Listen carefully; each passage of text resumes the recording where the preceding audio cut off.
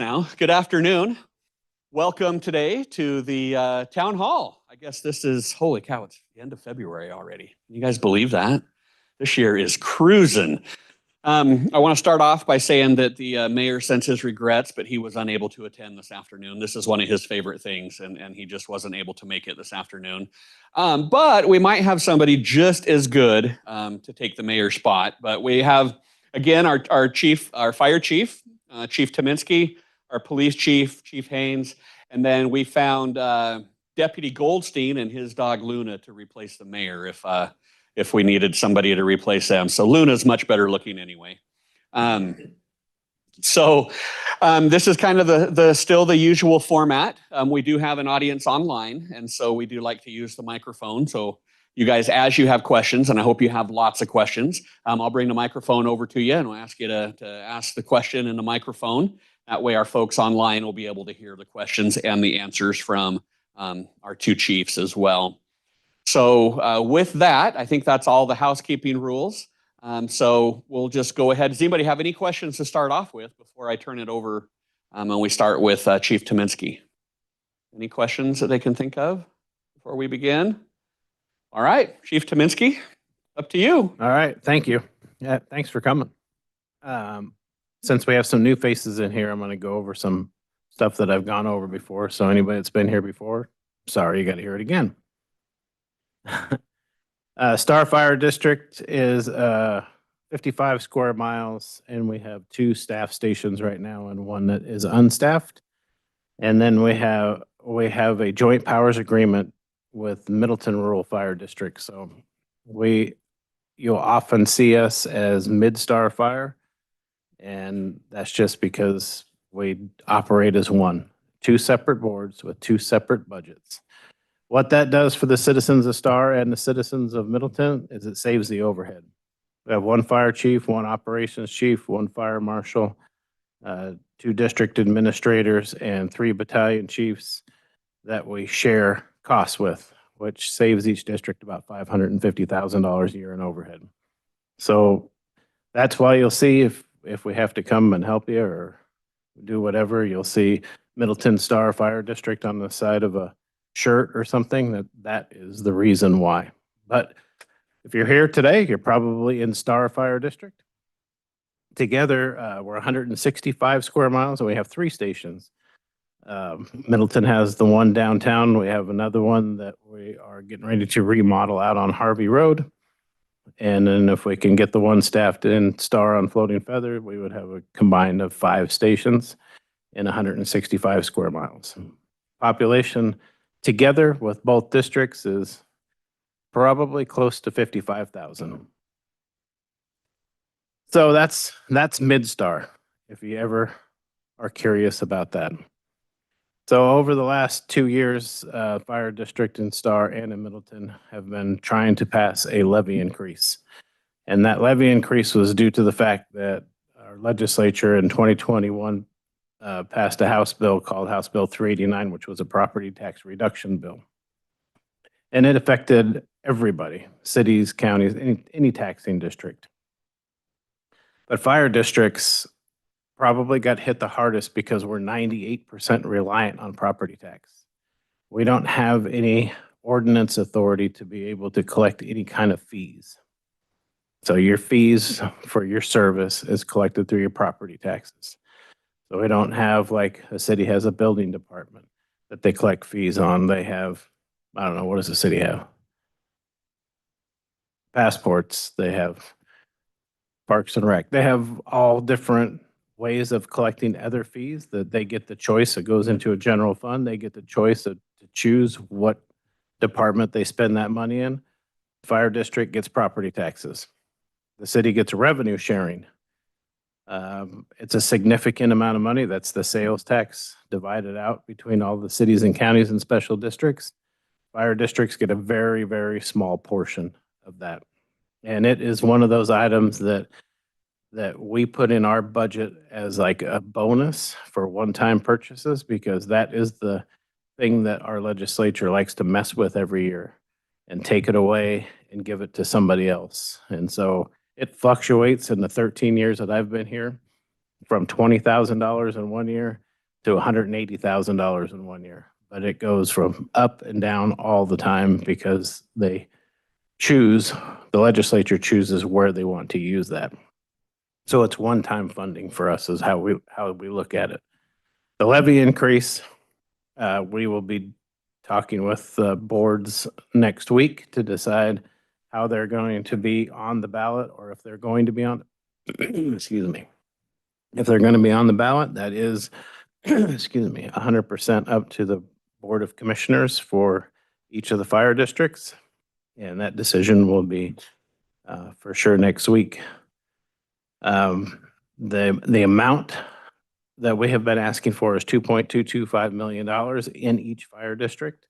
And what those fees, those tax increases would do would be to staff the empty stations that we have, one in each district. The Star Fire District currently, since House Bill 389 went into effect, has lost $2.6 million in revenue. Had we not had that House bill pass, we would have not needed to ask for a levy increase. We would have had the budget authority to hire the people. And just so you understand, it's a little bit different for Tim in the police department. He can hire one police officer and a half with Luna, but we have to hire 9. That's the minimum that we can hire at one time to staff a fire station. Optimally, it's 12. That way it covers a lot of the overtime that we have to spend on coverage for sick leave, injury, and personal leave. But we have a minimum staffing. Every station has to have a minimum of 3 people in it at a time to run an engine. So that is the reason for the $2.225 million. Part of it is we still do increase our budget every year.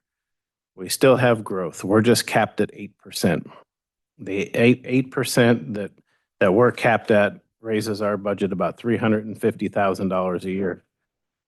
And although I don't like to complain about inflation for the fire service because it affects every single one of us at the grocery store and every place else, inflation in emergency services is absolutely ridiculous. Our fire trucks that you folks purchased in 2021 here in Star was $602,000 is what I paid for that engine. If I order that engine today, it'll take 48 months before I receive it, and it's $1.1 million. So that is the kind of inflation that we have to deal with. Our turnout gear, the gear that the folks have to wear if they go into a fire or on a car accident or those types of things, they used to be about $1,800 a set. Now it's $6,000 a set. So to outfit a firefighter with every piece of equipment besides the fire truck that he needs, or she, is about $40,000. So that is our inflationary cost that is hurting us. So our total budget increase that we've been taking every year at the 8% cap, just barely, or sometime last year was the first year that we had to take money out of savings. And in this current budget cycle that we're in right now, we had to take money out of savings just to fulfill the M&O budget, maintenance and operations for the fire department. So we have no budget authority to hire the people. That is why the levy increase has been on the ballot so many times. It takes a 66 2/3 to pass a tax increase in Idaho, which is it's kind of crazy because to elect a new legislator or whatever, it takes 50 plus 1. But to raise property taxes is 66 2/3. As of right now, 58% of this community has supported it, but it takes 66.66%. So we have not been successful. We're still trying. We are very budget conscious. We were able to build that fire station with impact fees. So development paid if you bought a house or had a new house built. Since 2018, we've been collecting impact fees. Those impact fees is what built that fire station. So there's a lot of folks that say, make new growth pay their way. New growth has paid for that fire station and the fire truck in it. They paid 100% of it, and none of it was paid with property taxes. It was impact fees. But we cannot use impact fees on people. The legislature lets us use our impact fees for buildings and fire apparatus, and it has to be new. I can't even replace a fire truck that is wore out with impact fees. It has to be 100% caused by new growth. So that's the predicament we're in. If you're interested in knowing why we continue to put a levy increase on the ballot 4 times, even though it fails, I know that is frustrating for voters. They get frustrated. I hear about it numerous times a day. And I just don't have a choice. If I had a choice, I would not raise anybody's taxes, but I do not have a choice. Our response times have increased. We used to be able to respond to everything within the city limits of Star. I mean, the farther you live out, the farther the response is and the longer it's going to take in 5 minutes or less. And over by that new station on Floating Feather, it takes us certain times of the day over 9 minutes, but most of the time it's 9 to 10 minutes response time. And so that station would take care of the response times in that area and get us closer to where we strive to be, is at 5 minutes. So with that, I'll take questions.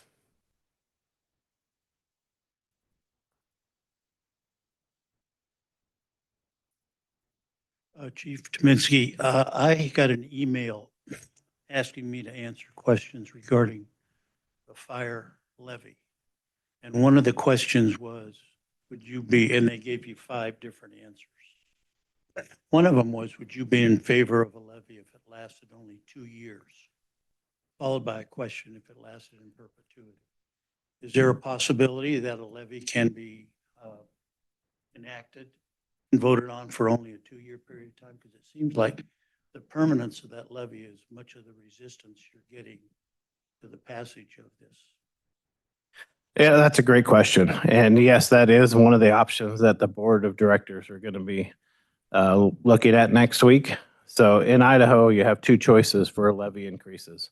One is a 2-year, which is a temporary, and then the other one is permanent. Where a lot of folks have came from, their property taxes were collected and distributed differently than they are in Idaho. Idaho is an ad valorem tax state. So for every dollar of value that's added to this community, it reduces everybody's property tax because it just spreads it out farther and farther and farther. That's why the first time we ran the levy, it started in the $54, $56 per 100,000 range. And the last time we ran it, and this time on the ballot, it'll be the same. It's $37 because the community has grown and it spread that out across the community more. The temporary is 2 years. I can tell you my fear of a two-year levy. My fear for a 2-year levy is I try to hire the best people that I can hire to protect the citizens of my community. And I feel, I don't have any proof of this, but I feel that we would get the firefighters that can't get hired in other departments. So we would get second best. And I wanted more for my community than the people that couldn't get hired in other places. And then I don't want to be a training ground. It costs so much money to train our folks to have them go to another organization after a couple of years. And I can't lie to the people that I hire. I got to tell them the truth. I got funding for you for 2 years. After that, it's up to the citizens to either pass another temporary levy to keep you for 2 more years or to make that temporary levy become a permanent levy, and then you can finish your career. That's the fear between the two for me. But again, that's up to the board, and we'll have that discussion next week. So when you talk about getting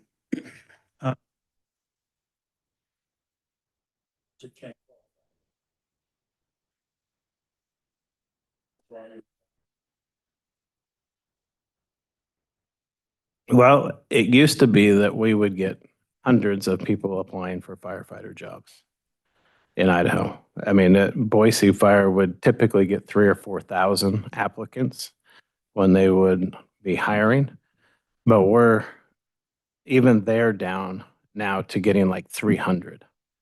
So the job isn't as popular as it used to be, I guess.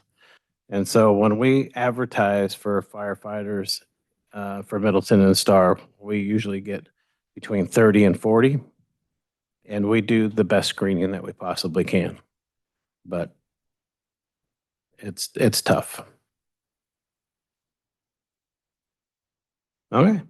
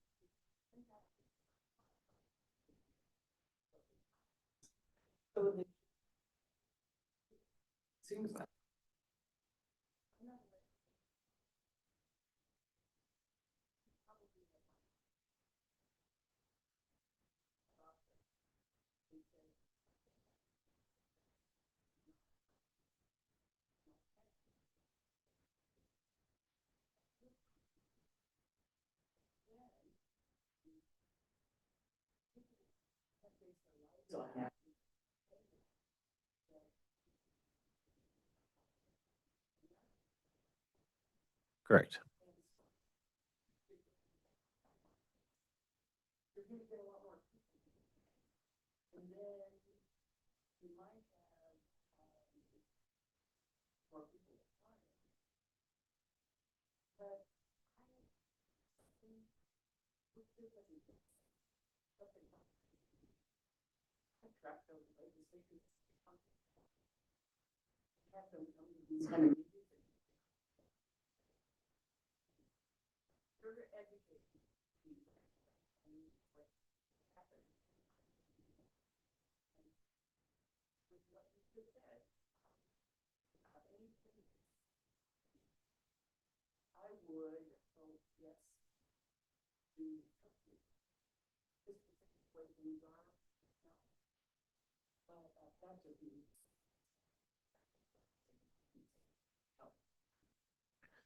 So I'll answer a couple questions in there or statements. I'll give you some answers to. I've been working with the legislature. A representative in this town is the Speaker of the House. And I've worked with him and warned him before that House bill was passed that this would happen.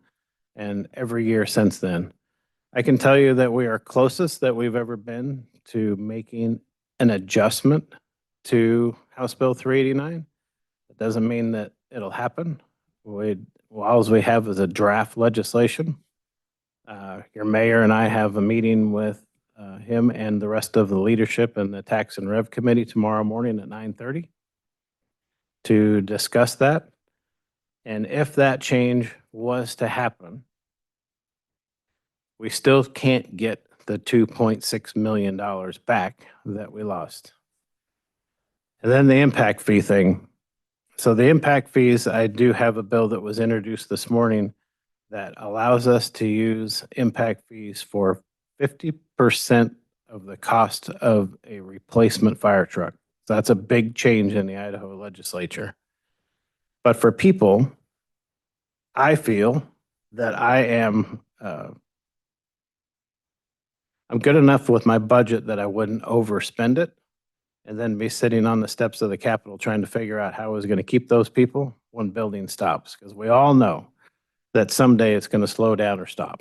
It's going to have to make some sort of an adjustment. We keep on thinking every year, this is it. Every year, this is it. And it just hasn't been yet. But at some point in time, there has to be some sort of an adjustment that happens. And building will stop or slow way down. It just hasn't happened yet. But when that does, that money goes fast. And that impact fees will be gone. So the new folks that do come in, like I mentioned earlier, they are paying for the new fire station, 100%, and the fire truck that goes in it. And so that's their contribution. How an impact fee is calculated is you take all the assets of the fire district of what it was at the day that you did it, and you divide it out across everybody. So everybody is paying a fair share. We collect right now 2,100 and some dollars for every residence. And then there's a different calculation for every commercial building and everything else, apartment complex. So we've collected enough impact fees to build that fire station and put the fire truck in it. But in my mind, on the people, it's up to all of us. All of us have to contribute. I live within this district too. I don't want my property taxes raised any more than anybody else does. But the only way to get the people and keep them permanently is if we all pitch in and help. You know, and I think that when people do come and listen, because as I've mentioned in past meetings, we've had over 200 public events that we've over 2 years for that I've attended or been part of to explain how this tax bill hurt us and what we can do in the future to staff that fire station and where the people that have moved here have come from. When the $56 is put on their taxes, that $56 doesn't never change ever. And in an ad valorem tax state, as we grow, that goes down. At the rate that we have gone, in 2 years, it would be a net zero. So that's the only thing we have going for us by proposing a 2-year levy increase, is that it could be down to $7 per 100,000. It could be down to zero depending on the growth. Or it could stay $37 if buildings stop today. That's the reality of living in a state that's has an ad valorem tax. Mhm. What do you think? Or online in here. What do you think the interest in becoming a fireman has?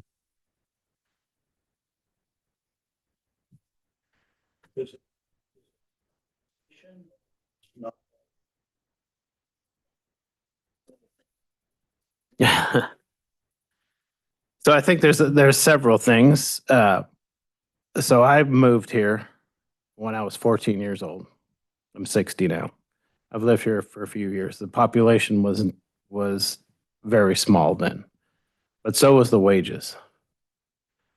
So just in the last 13 years, the wages for other jobs have gotten a lot better than they were in the past.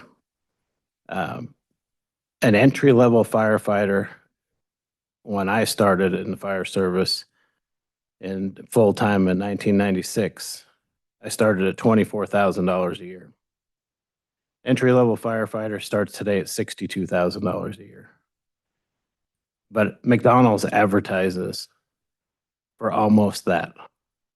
And McDonald's used to be, not picking on McDonald's, it's just there's one here, used to be a minimum wage job, which I think in Idaho was $7.25, $7.50, something like that. And so those wages have all came up and they don't have to risk your life for it. There's a lot of tech jobs that are out there there's a lot of people around here that work from home that don't have to go to work. They work, but they work from home and they are good paying jobs and they don't have to run into a burning building. They don't have to see the things that a firefighter has to see. What firefighters have to see, police officers have to see, are things that most public should and hopefully never have to see. And we've had people that have worked their way through an academy, and the first time they went into live fire training, walked out, took their stuff out, said, "I'm done. There's no way I'm going to do this. I can find another job that pays better than this, that I don't have to risk my life for."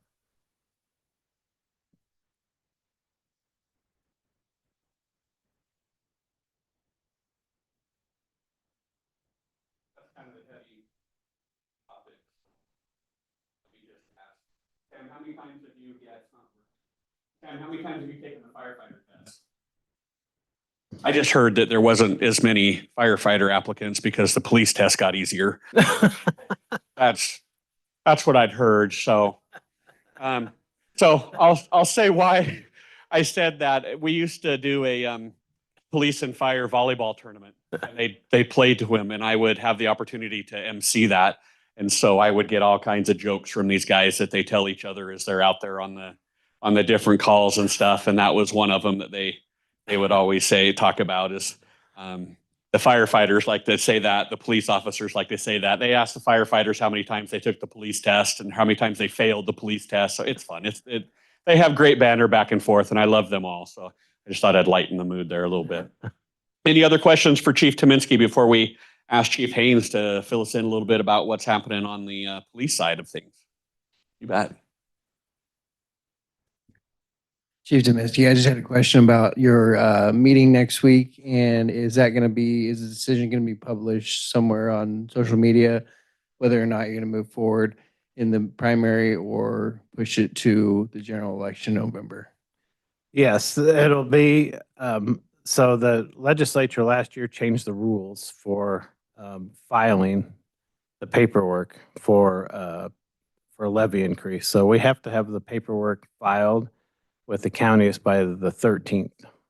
And so that decision has to be made next week so we can start writing the language. And then, yes, it'll be posted on our meeting minutes. Great question. And I thought I would just wanted to support what Chief had said and add, because I'm sure if the mayor was here, he'd have a great big long story to tell you. But I can tell you that the Chief Tominski and the mayor have just about worn the tires off of their cars driving down to downtown Boise. They're down there continually talking to the legislators, talking to the policymakers and the decision makers so that they can try to get a solution to this. I know that there's times they're both down there together talking to different people. They're down there together talking to the same person. They have tirelessly worked to try to find a solution to this. And they continue, and we're getting a little bit of nibbles now. People are starting to try to understand it a little bit more. And so due to their hard work, we've got a few bills that are hopefully going to find their way through our decision makers and hopefully will be passed and enacted and help us with this situation. But they both are just tirelessly down there. I remember one day I kind of asked Chief Tominski, I'm like, hey, what's a fire chief do? And he's like, I'm downtown like every day. I mean, that's what he's been doing. He's been really trying to fight. I wouldn't say fight, but trying to help educate people and to make changes happen. So.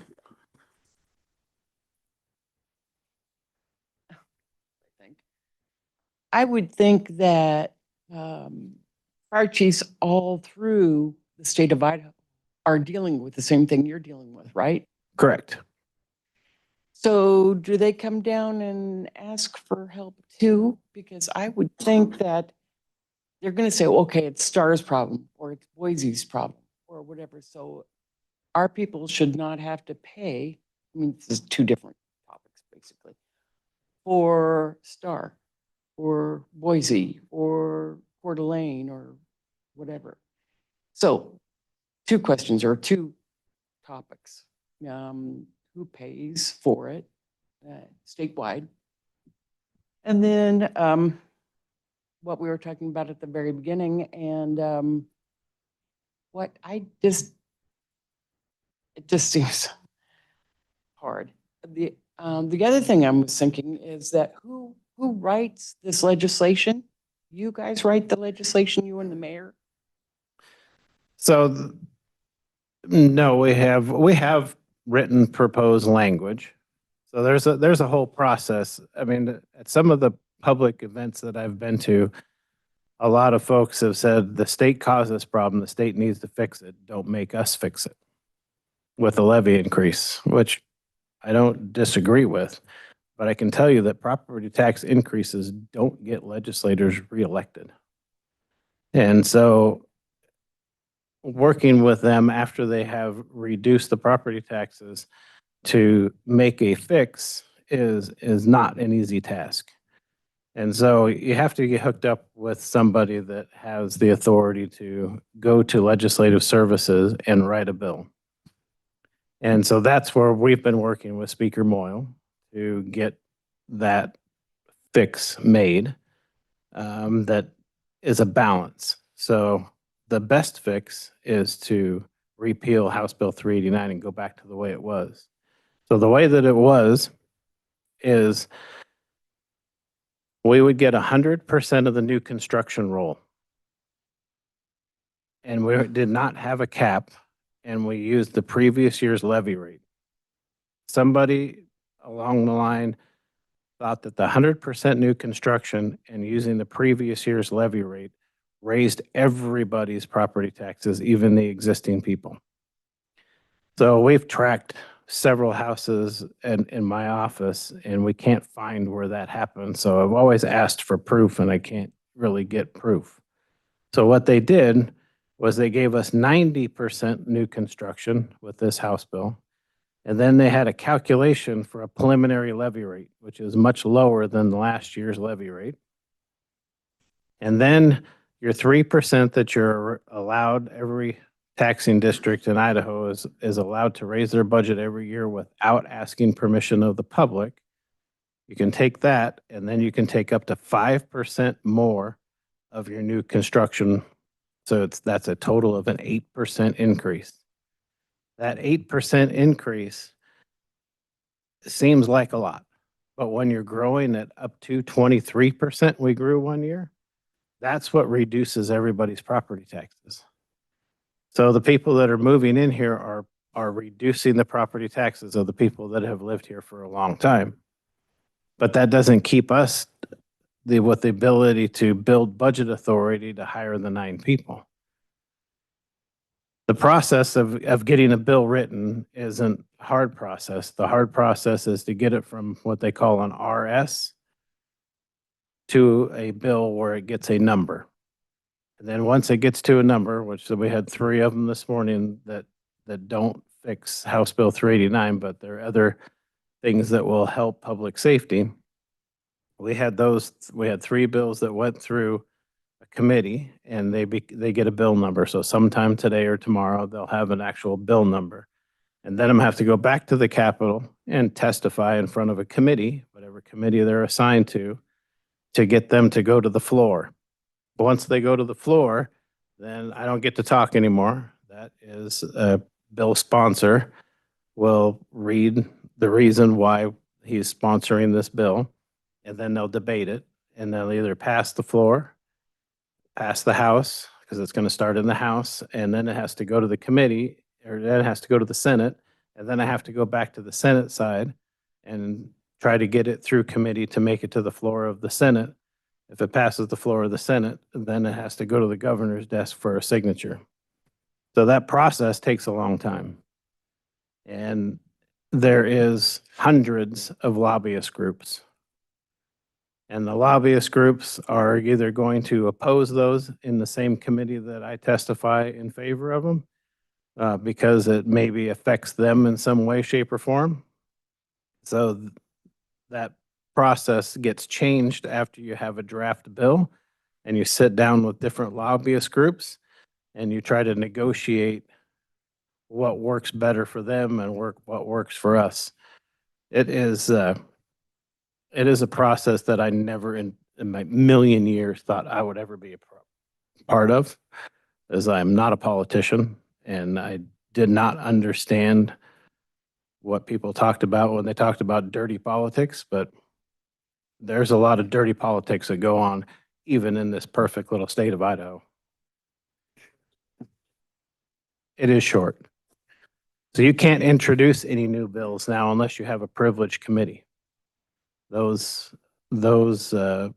most committees can't hear an RS anymore unless you have the privileges to bring them to them at this point. Chief, just real quick, we do have quite a few new faces. I think one thing that is different and might be helpful for some of the new people to understand is we're unique because the fire department's not rolled into the city. You're your own district. And can you maybe talk a little bit about how that impacts some of the other agencies, like was previously stated? So the fire district is its own taxing district. So a lot of folks, as I visited with a lot of people that have moved here, they say just have the city take your fire department over, because where they came from, the city, they paid their city taxes and it paid the fire department. And that's not the way that it works in all cities. In this Treasure Valley, the only three city fire departments are Boise, Meridian, and Caldwell.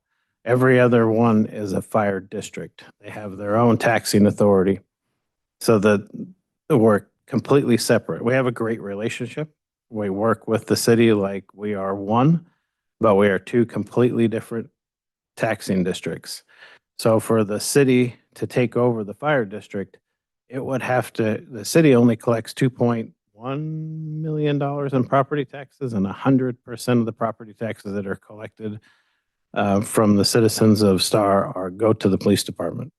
There is no other, the property tax isn't spent on anything else.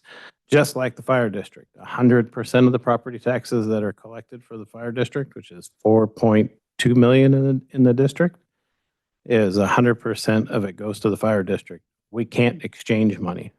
We can't give each other any money. It's all a separate taxing authority, and we can't exchange money. People say, well, the county collects the property tax, which is true. The county can give you more. The county can only give what it collects in this town or within this fire district. It can't.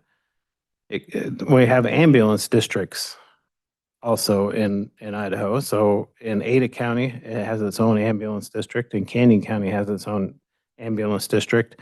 Just happens to be that those ambulance district commissioners are also your county commissioners.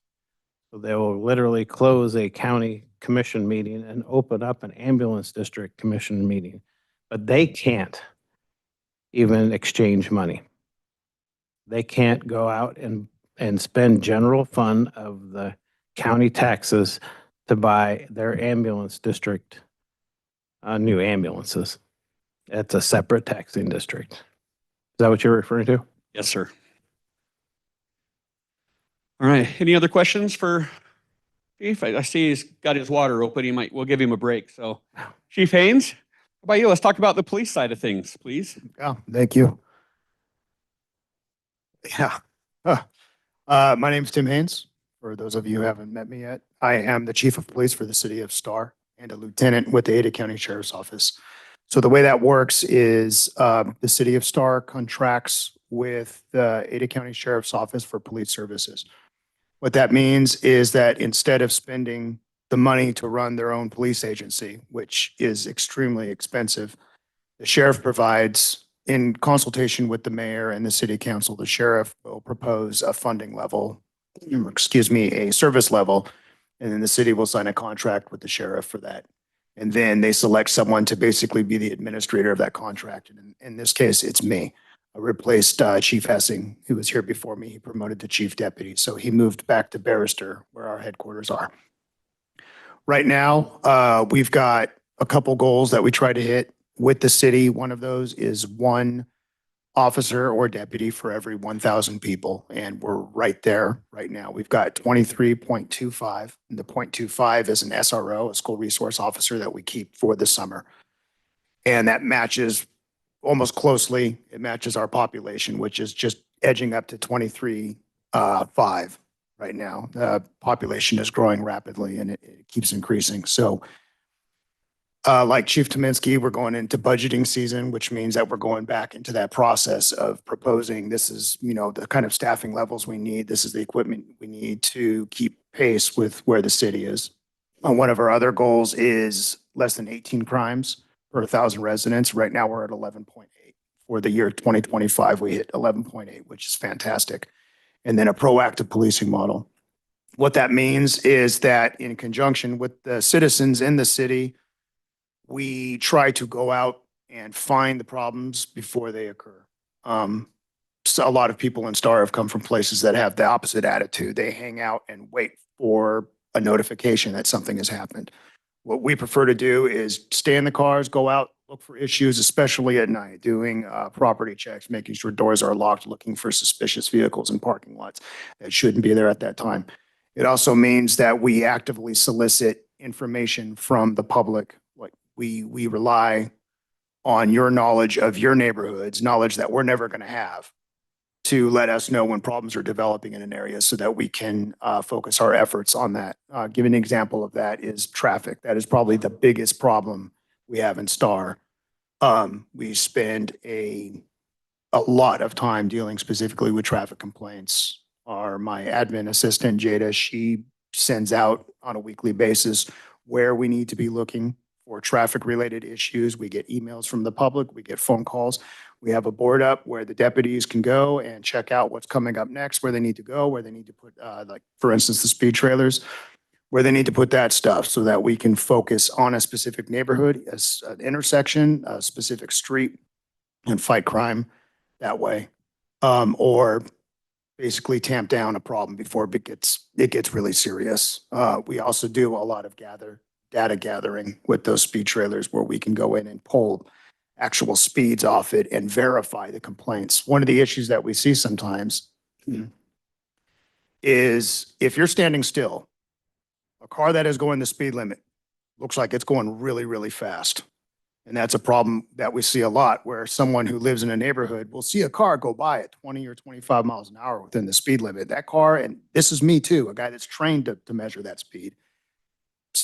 To someone standing still, it looks like the car's going 50, right? And if you ask me, even 20 is probably a little higher than it should be in a residential street, but that's what it is, and it looks fast. But what we can do is go out and actually measure those speeds and see if a problem exists. It doesn't change their perception. If a car looks fast, it looks fast. There's nothing we can do about that, but we have to address the actual law rather than the opinions of the people that are living in the neighborhood.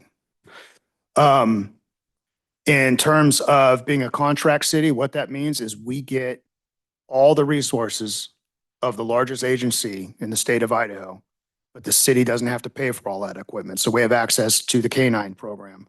We have access to drones. We have access to motor units, right, that can write tickets. We have access to our warrant team. We have access to narcotics teams. We have access to all the record keeping, data and analytics, which we use increasingly.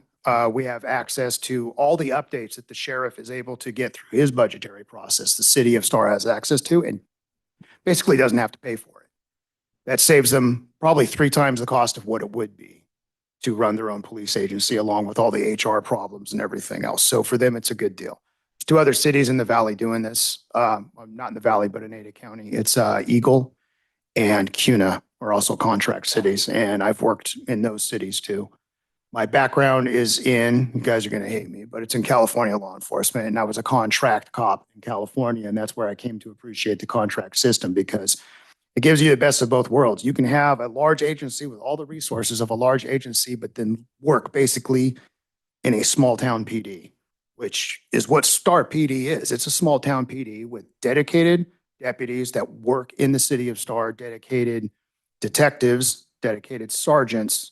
So we get to know all the people, we get to know all the neighborhoods. We are familiar with the problems that exist in this community. Before I was here, I was a sergeant in Eagle, and we share a border, but Eagle's a very different place.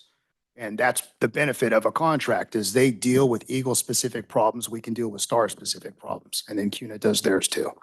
And then we also share a border with Meridian. We have an excellent working relationship with Meridian. We share resources a lot.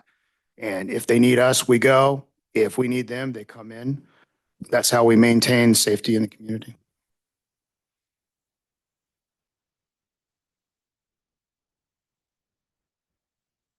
Questions for Chief Haynes? All right. Chief, I was just curious if you are having any of the same staffing issues that the fire district's having, or anything you see on the horizon, if some of those issues with 389 don't get fixed, either this legislative session or in 2027. Well, all our staffing runs through the ACSO. Like fire, we get fewer applicants than we used to. It's just not as attractive a job as it used to be. And there are other reasons, unlike fire, that those problems sometimes exist. That said, we're extremely careful about hiring, because we're giving people an incredible amount of power, authority to take away people's civil rights. So you have to be extremely careful when you hire. And sometimes that means we end up under hiring rather than taking on someone to fill a spot. We have to pick people who are smart enough to see through it, but also have the ethical and moral development to know the difference between right and wrong and make simple decisions on the scene. Like, I'm not going to risk putting the wrong guy in handcuffs so he gets away this time. We have to develop a case otherwise. As far as problems with 389, that's government-wide. Every government service is affected by that legislation. And just based on my knowledge of going to meetings with the sheriff and the executive staff at ACSO, they're working on the same things that Chief Tominski is working on. It's a slow process. There will not be a quick fix. Quick question, no comment. Sorry. So what would you say is the biggest problem that you have right now? Is it drugs, or is it people coming in, or is it traffic? Definitely traffic. Absolutely, definitely traffic. Yeah, and it's not, part of it is frustration. People get stuck in it, right? Like trying to get through 16 in state can be rough. People get mad. They start making crazy decisions because they're exasperated and they just go around it. And I understand that because I'm the same as them. The stuff annoys me too. The difference is, like the chief, we go out and see the effects of those bad decisions. The public doesn't often see it, or they might just drive by really quick and not see what the results of their decisions could be. So we spend a significant amount of time just trying to get people to slow down. One of the hallmarks of a sheriff's agency is the ability for our deputies to use discretion. That doesn't always exist in a big city police agency. For us, that means a deputy can choose to do education rather than citations. And generally, that's what our deputies do. They prefer to tell people why the decision process should be different rather than just hit them with a ticket that they may win. They could go to court and win that ticket, but it's still, they got to go to court and deal with all that. For most of us, if we can just teach people a better way to do things, that's definitely the way to go. But yeah, traffic is definitely the biggest. The corollary, though, to traffic is as you increase traffic enforcement, you increase the detection of other crimes. You'll see that a lot in proactive agencies, is it looks like the crime levels are high. The crime levels are similar to other places. The difference is we're going out and finding those crimes. So when we go and do traffic stops, inevitably, we're going to discover somebody engaged in a crime.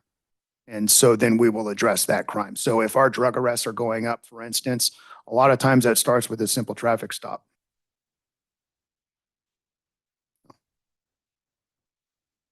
Chief Haynes, you've answered project, probably the main concern. And I know you have a lot of officers, like school resource officers, that could not control. But your report to the council last week showed that 500 traffic stops. But you don't list how many citations issued. There's a section there. If you move rightward, you'll see a citation section. Let's say citation for infraction, misdemeanors, citations also. Some misdemeanors, most misdemeanors, you can cite instead of transport to jail.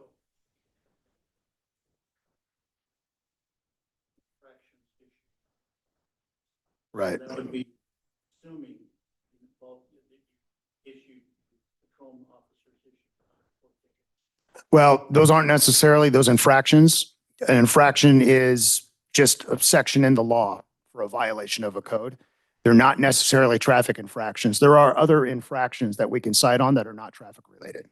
So some of those could be that. Without going in and doing a deep dive on all of those tickets, I can't tell you right off the top of my head the percentage that is a traffic infraction. Safe to say that maybe 20% of stops result in some sort of citation. I don't know. No, that's not a metric that I track. And the reason I don't track it is because I don't want to influence the deputy's decision-making process. But we hire deputies and trust them with the authority to go out and make those decisions independently. So if I begin to track those and measure those metrics, like like a city like Los Angeles, and my determination of that deputy's performance is based on how many people he's written tickets to, well, now I'm skewing his ability to use discretion and decide when a ticket is appropriate or not.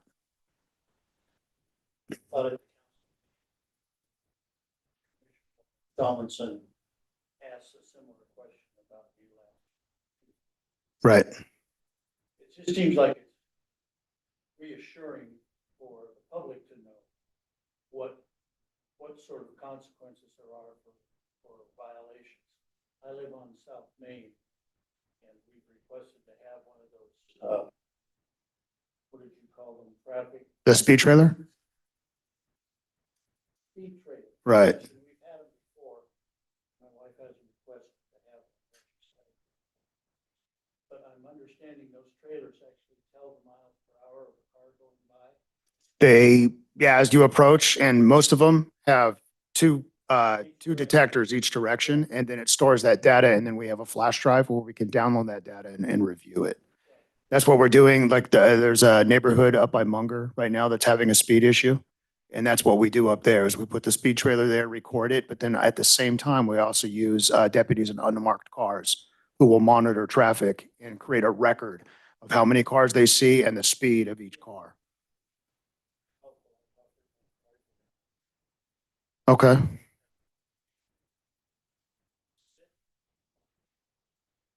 You've sent that to us before? Previous chief. Right. To offer, because I live right, they put a speed hump in. My wife and I worked with ACHD to get the speed humps installed on South Main, and it's done a really good job of controlling about 90% of the traffic. There's still cars just like to fly over, streets turning off of that except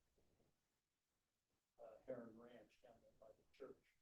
So there's kind of a speed zone, which 90% of the people are appreciative of and fly by. Right. And that's always the problem. Before you leave, grab my card, send me an email, because that's how I get most of these is I'll get the email, then I'll hand it off to Jada and she'll add it to our list, and it becomes, and it's not going to happen overnight because we get a ton of requests. But if your location is on that list, we will get to your location. Okay. Well, it doesn't hurt to double check.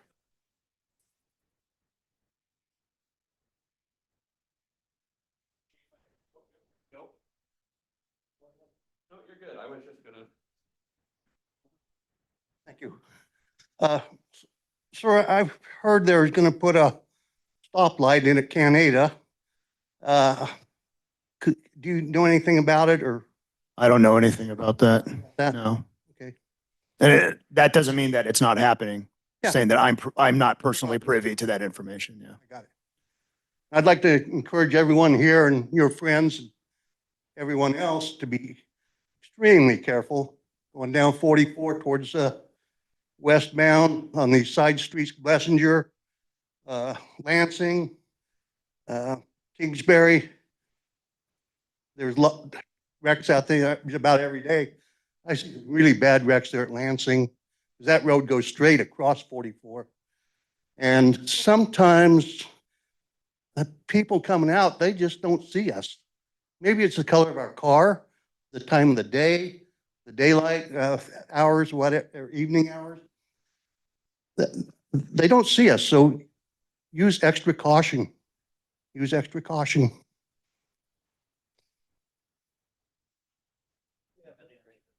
Thank you. I do. Yeah. So the plan is for there to be a street light at Highway 44 in Canada.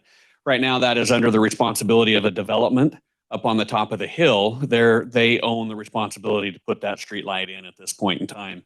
If something were to happen and that does not happen, then it's going to become the responsibility of the other agencies to make that street light work or that stoplight work.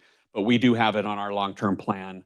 And we are working with ITD on that as well. So we do anticipate having a stoplight there at some point in time. No, not next week. Unfortunately, those take a couple weeks to build. So yeah, absolutely. No. So, and Chief Haynes, I was just going to apologize. I know you said you had the speed trailer set up. One of those anomaly on speeds on there is probably me. I was out racing my kid the other day, but Okay. and I'm fast. But I just wanted to Chief Haynes mentioned and talked about the type of people that they're hiring. I just wanted to give a comment on that just for a minute. One of the jobs that I do is I work with our Parks and Rec department. And we have the luxury of having a space in between both the fire station and the police station. And we do a lot of youth programming and activities in there, and it's kind of our rec center. And the great thing about that is we get these firemen and police officers to come and interact with our youth continually. And I will tell you, they are all men and women of just high caliber. They're just fantastic people and the things that they do. And so when they say they're trying to hire the best, I feel like we have the best in Star. And I get to see them not so much as they're out performing their job duties, because it's easy to put on a show when you're out doing that. But I get to see them when they're not performing their job duties, when they're interacting with the public and the kids, and they are phenomenal, and our kids love them. Our SROs are two of the best SROs you can imagine, and the kids love them, and they know all their names, and we just have great people. And so I just wanted to echo what they both said. They truly are hiring the best of the best. So, and that's not just because I made fun of you earlier, Deputy Goldstein. I do love you. I just want to know. Oh, I can say that, I guess. It's not really about me, and so I don't try to say anything. So my name's Ryan Field. I work for the city. I am on the planning team, but I'm also the Parks and Recreation Director for the city. And so I do a few things for the city, but it's not about me, so I try not to get involved too much. Any other questions for Beef? Yeah. I used to think I had a pretty tough job. I wouldn't take either of your jobs. I thank you for doing what you do.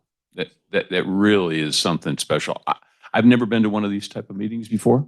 And it's really interesting to see what you specifically from your budget situation, how you have to deal with it.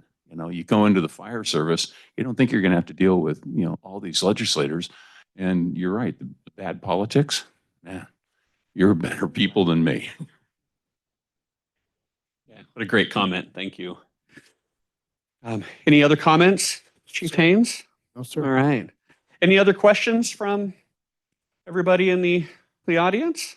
Anything from online, Miss Dana? No questions from online?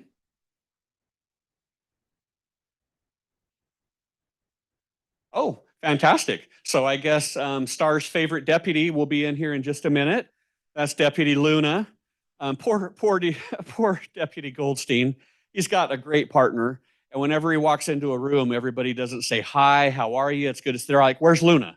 And so I feel bad for him, but he's got a great partner. So he'll bring her in here in just a minute, and he'll talk a little bit about the K-9 program that we're super grateful to have here in town. It's made a huge difference.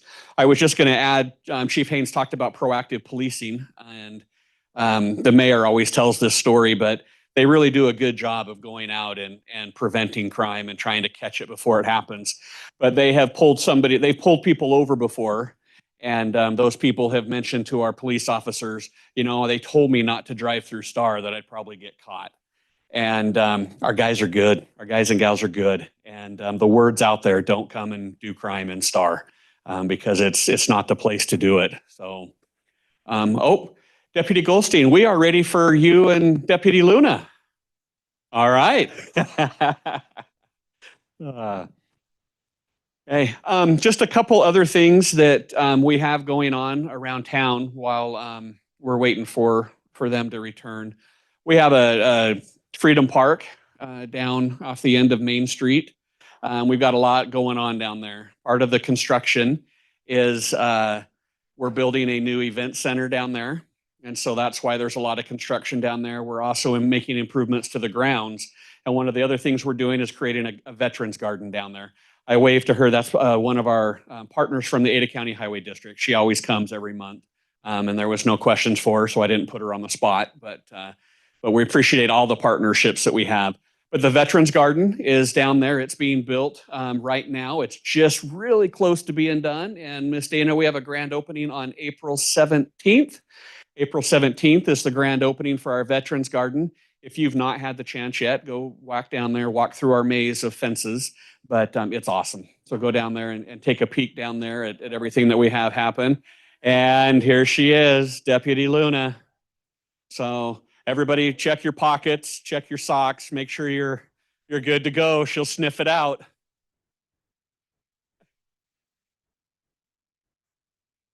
She goes a little crazy when she sees Miss Dana because Miss Dana has a treat for her every time she comes to City Hall. So she thinks when she's coming in, yeah, you're right. She's not packed. She's not loaded up, Gary. She's got a treat. So Deputy Goldstein, if you want to talk a little bit about the K9 program, I'll give the microphone to you. If you want to bring Luna up front so everybody can see her online. Hey, sis.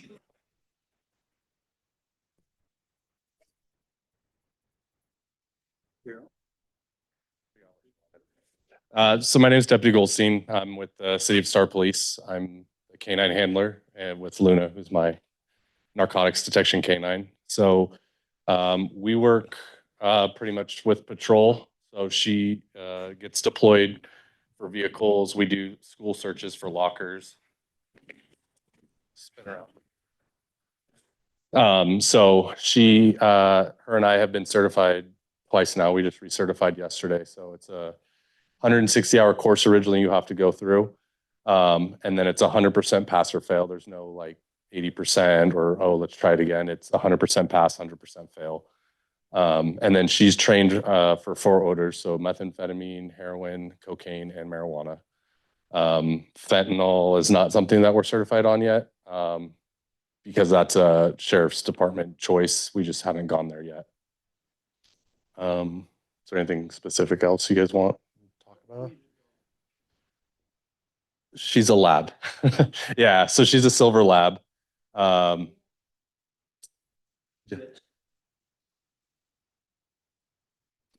I'm a part of the sheriff's office K9 team assigned to Star. So we went up to the, it's not a breeder. He has kennels and he's specializes in police dogs. So whether it's apprehension or narcotics.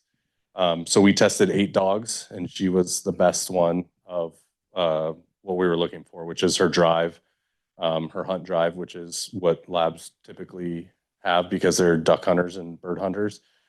So all of those aspects are what we look for. And then we use that to help us find narcotics because so we'll go up and visit once a week or something just to say hi, just so the kids get used to her, kids get to see her. We'll go up for Red Ribbon Week and we'll talk about why drugs are bad and stuff, and then we'll do a little demonstration. And then whenever the schools want, they'll call and we'll go up if they're having issues or they believe something's there. Then we can just run lockers or backpacks, whatever they have that's out in the hallways. She's 2 years old. Yeah, she'll be 3 later on this year. I don't remember. Deputy Goldstein, talk a little bit about, like, she can't just run a vehicle. I mean, when a vehicle's pulled over, we can't just keep somebody there for a couple hours waiting for you to show up to run the dog. Talk a little bit about that and why it's so nice and important to have a dog here in Star. Yeah, so we work heavily with the patrol officers, so they'll come up with whatever things that they see, which reasonable suspicion they believe there's narcotics in the vehicle or something going on. So we'll do what's called a free air sniff. We can walk around the vehicle, she doesn't touch it, she picks up that odor if it's coming off of the car or out of the car, and then she'll alert, and that what gives us the probable cause to search the car. But we have to do that in the time frame of the normal time it would take them to stop a car, run the information, get everything they need, and issue a citation or a warning. So we can't just hold a car because we want to have the dog sniff it and have you guys sit there for 45 minutes. It doesn't work like that. The law's not written like that. So this is just a different or an addition to patrol. It's an extra tool that we have to use, same as like a tint meter, the LiDARs that we track speed on. This is an additional tool that we get to use to help us find narcotics. I know you want to be everyone's.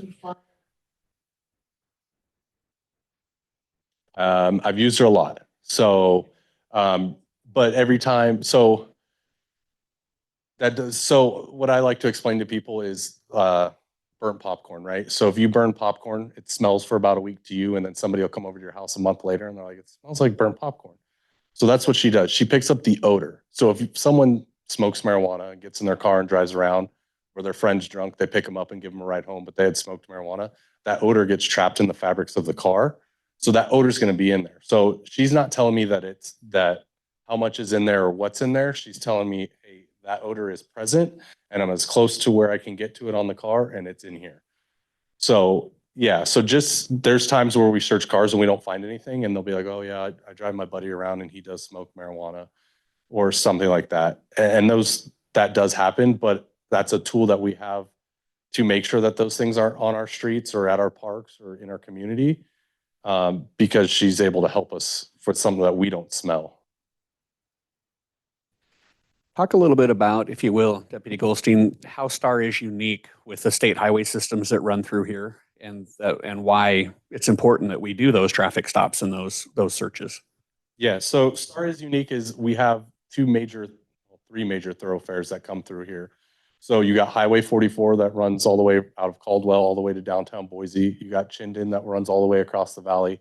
And then Highway 16 eventually will connect to the highway, but it goes all the way up into Emmett.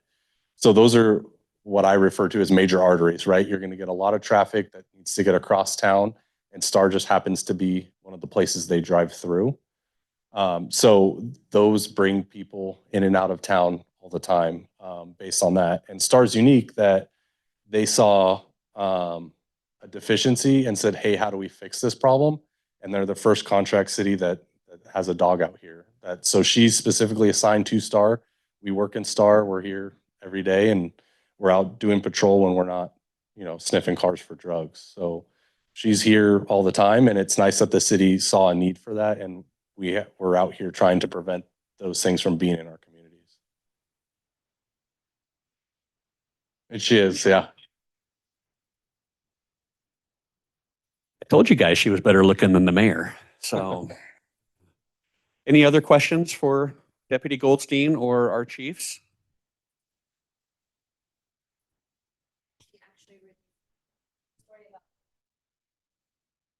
Okay. So we drove all the way up to north of Seattle. I don't remember the exact town name. It's 15 minutes from the Canadian border. That's what I remember. It's really far.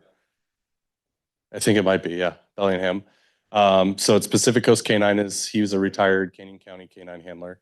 Like I said, we went up, tested her, and she was the one. So we brought her home. And then come to find out she's originally from the Treasure Valley. So she was purchased by an older gentleman to be a bird dog. And due to the time he didn't have to give her and her extreme hyperness, he didn't feel she would be a good pet. And so that's why he surrendered her to Ken to become a working dog. And all those things that he didn't see as beneficial are all things that we saw were very, very beneficial. And so that's why she's here. I know, Miss Dana's back there. So that's her best friend. Oh, she is, very much so. All lab. Yeah. Any other questions? Okay. Well, thank you, everybody, for coming. We do this once a month, so we're grateful for the chiefs and the deputies that come and donate their time. And a lot of times we don't get to keep a deputy here because they get called out on a call. So we're grateful that didn't happen, that took Deputy Goldstein and Luna away. So thank you for coming. At any time, there's business cards up here, so feel free to take a business card, but we're always open to questions. And so we'd be really happy if you have questions. We'd love to have come into City Hall. We'd love to answer those questions for you. We find a lot of times that people think the best forum is Facebook, and it's really not. It's really come down and talk to us. We'd love to. And if you guys haven't met our mayor yet, there's nobody that I know who is as open and forthcoming as the mayor is. He is somebody who will tell you like it is. He's not hiding anything, and he's not a politician or a career politician. He's here because he loves this town that he lives in and he loves serving the citizens of Star. So thanks for coming. Thanks for all you do and your support, and have a good rest of your evening.